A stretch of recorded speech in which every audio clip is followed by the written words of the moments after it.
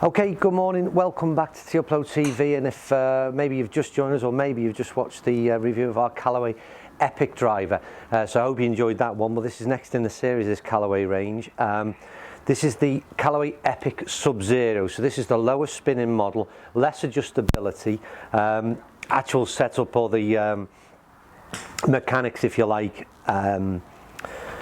technology in the club head remains the same, but there's only this sort of change in the loft, in the hosel there, and also there's some interchangeable weights. We've got the heavier weight at the back to improve kind of launch angle, higher launching setting, and again I've carried on with this, mentioned it on the previous video, and the importance of getting fit for a golf club that is suits you is a real interesting shaft that I've got in this thing. And again, I normally use a stiff shaft. I'm using an M2 drive at the moment, and predominantly in all the clubs that I've used over the years, it's always been a stiff shaft.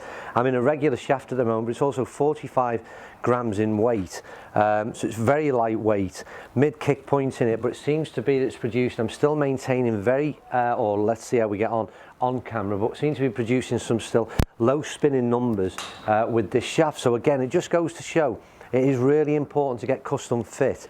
No matter what you've used in the past or what setting you've had in the past, maybe dismiss those and give everything a try until you get those optimal numbers for yourself. Like I said, won't go too much on about technology. I don't think there's anything major changes in this really, Joe, is there, other than what I've just suggested? No, not really. We've got our XO cage, haven't we? Yeah, you've got the XO cage again, which is the same concept.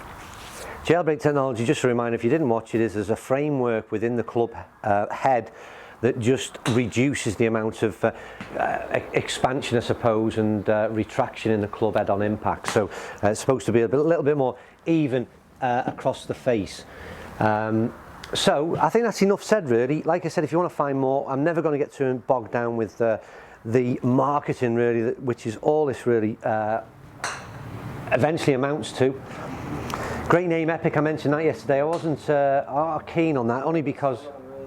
No, just because my sort of 7 or 8 year old nephew and 11-year-old niece use it to describe something when it's good nowadays, it being epic. So fair enough, it just seems a bit of a weird one for a golf club, but there you go. The looks of the club is absolutely superb, very much exactly the same from the top line as the Epic. But yeah, it's a stunning looking golf club, it really is. Right, let's hit some balls, Joe, see if we can get some numbers on camera.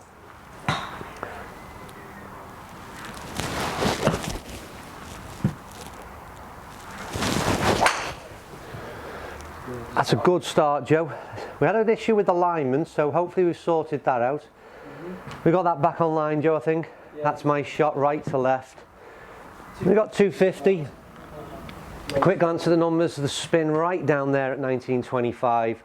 Clubhead speed okay at 96. Again, that's just to recap. So if you're new to the channel, not seen me at drive before, 250 to 260, the kind of numbers that I look to get. Not a massive hitter with driver.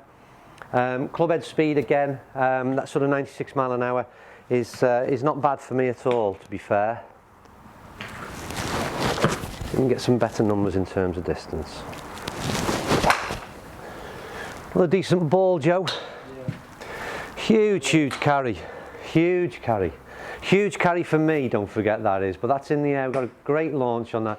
It's around a 230 carry, 257 rollout. Again, 95 clubhead speed, still even with that launch angle, 2-2 spin, it's still very low spinning. Hard to say, again, I think that probably this low spin model is probably not for me. And I say that only in comparison to the regular Epic, if you like, which I've just tested. I got maintained low spin numbers with that, but it performed better for me in the settings that I had in optimal distance, or at least it seems to, over the 10 shots off camera and the few that I've hit so far. Maybe this next shot will change everything, Joe.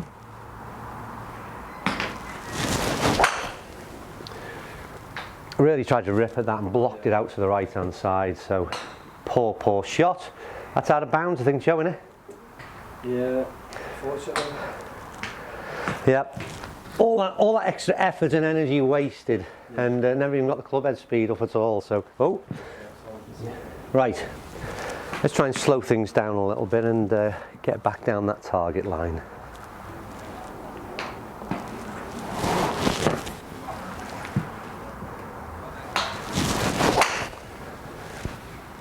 That's slightly out the bottom, Joe. Not the greatest of shots in terms of distance. It might be low spinning. It was 2000 spin. It was okay, it's not bad. Like I said, for me, at my level, I'm not really feeling that this low spinning model is necessary for me. Oh, I might change my mind after that one, Joe. Jeez Louise. That's a carry, that one, mate. Yeah. Pause for breath, get me breath back and watch it. So 261, 235 carry. It's good. It's not as good. Like I said, watch the other video for me. I've seen the sort of pros reference this golf club, and I think perhaps for them the Sub-Zero model would be better. I'm saying for me the opposite. It would be the regular model, and again the regular model being the appeal, I would think, to the mass market. I'm going to hit one more. Slightly out of breath. I don't know if you can notice that. I can see back at the screen there we've got one blocked out right. The rest pretty good, I think, Joe. Pretty steady in terms of the performance. One more to go, don't let it down. Certainly not let it down, Joe. That's an absolute belter again. Look, if someone give me these clubs, either of them, and they said you've got to have the Sub-Zero one, I'd take it. You know, I'm not going to be complaining. What have we got to finish? Right on line. Yard under 260, 97 club head speed. Low spin at 2000, you know, launch 13, everything about that pretty damn good, to be fair. And I would, like I said, love the performance of the club, love the aesthetics of the club.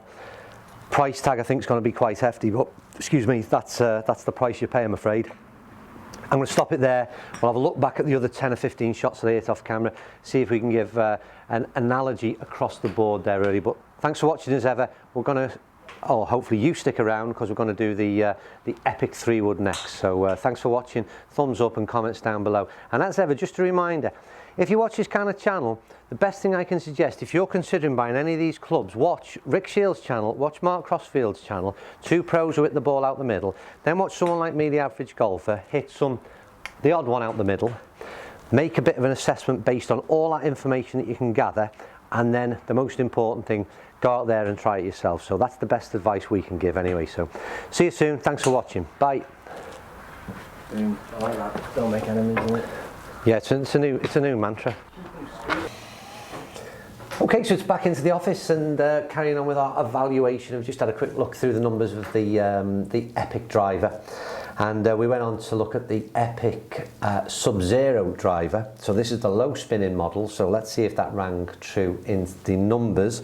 So you just watched me hit it on camera, and it was okay. It performed fairly steady. I probably performed better in terms of well, direction at least, with the Sub-Zero than I did with the EPIC. However, on a personal level, and I've mentioned this in the other video as well, is that I probably preferred the EPIC, the standard model, and the setup that I had. There's less adjustability in the low spinning model. It was lower spinning, there is no doubt about that. It certainly says that in the figures on the averages. So let's take this look at the 13 shots in the end of the recorded data off camera. Average swing speed, a club head speed 95 mile an hour, average spin 2251, smash factor 1.48 average, 224 carry average, 251 overall. Okay, so they're the averages over the 13 shots. If you look at the 2251 spin, if you consider there's a 3000 in there and a 26, if you take those two out of the equation, that would drop even further round about the 2000 mark. So again, it was definitely, if you're looking to analyse two lots of figures between the Sub-Zero and the standard EPIC, between my two lots of figures that is, then I can assure you, you'll see that it definitely is the lower spinning model, but it didn't necessarily work for me. And again, I've watched videos where the better players, the professionals out there that test these products, were more leaning towards the lower spin in this Sub-Zero model. So again, it depends where you're at, and again, what exactly suits you. Off camera again, it performed consistently well in terms of numbers. So the numbers sort of suggest we got 1, 2, 3, 4, 5, 6, 7. 7 shots in and around the sort of 260 mark. So from 258 up to, I think the biggest was 267. So again, those kind of numbers are really, really good for me. If I'm averaging 255 with a golf club with a driver, or if I'm hitting 255, not averaging, that's a decent strike for me. I always say I'm not overly long from the tee box with a driver.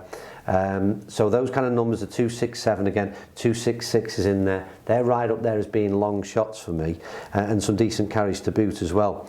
Didn't manage the sort of the club head speed the same as the what I did with the standard EPIC club. That said, still averaged over the both on film and off film, average 95 mile an hour, but that's again sort of similar to where I'd be at with my current driver. Going to the shots that I hit on camera, we made a few tweaks. I ended up hitting exactly the same shaft as what I'd hit on the EPIC, so it was a lighter weight shaft.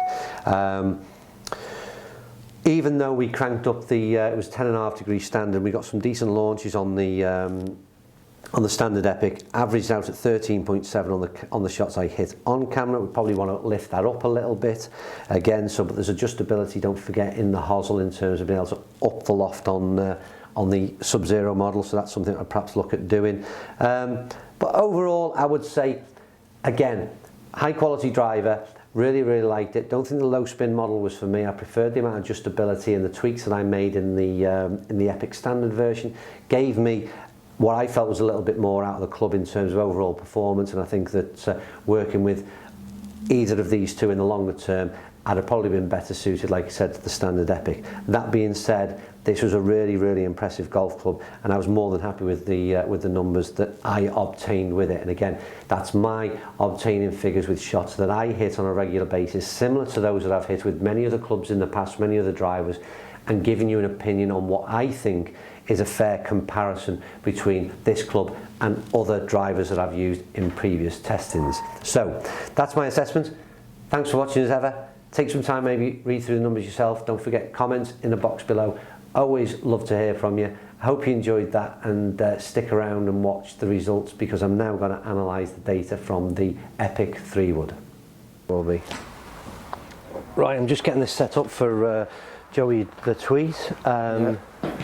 We're going to be looking at his opinion of the brand new Callaway EPIC driver. So aesthetics, Joe, what do you think of the looks of it? I like the looks. I like the, it's like grass green on the bottom. Reminds me of like a football pitch. Oh, great description. When I was a child. Great use of vocabulary there, mate.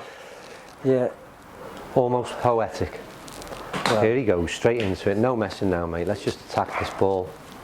With ferocity. Come on. Oh, hello. Too much. The spin's rubbish on it, you know what I mean? So what it is? Too much topspin on these. Did it actually go in the air? Because it looks like it ran along the floor, 68 yards. It had a carry of 20, to be fair. Terrible. You're not getting a good spin numbers though, mate. That's what I'll be looking at. I'll be looking to try and lower your spin. Lower it? Yeah, it's 4-4, mate. The driver, we're trying to get that down. Lower it any more and it won't even leave. Not lower the ball, just lower the spin. Might get a bit more run out of it then. It's nearly fell over. Right, come on, shot number 2. Here he goes. Joey that tweet. I get nervous coming up to this ball. Don't be scared, mate. Oh, I didn't get it. Didn't get it? Didn't get it. See? What's that? That's gone about 200 yards.